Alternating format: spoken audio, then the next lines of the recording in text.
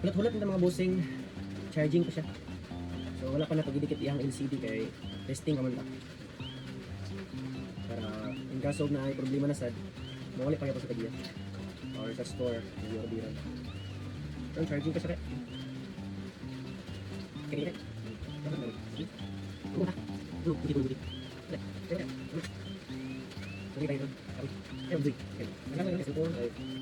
So wala ta kabalo sa yung pattern ani.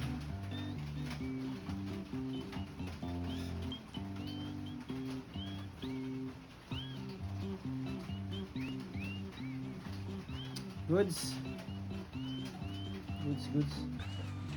Alright mga bossing, kaya ato naman siyang na-check, no? Goods man iyahang ang iyahang touch. So ato na ni siyang ipilit. So nakuha na to siya og pilit mga bossing. Muna ni iyahang resulta. Muna tong gamit di ay no sa pagpikit sa LCD.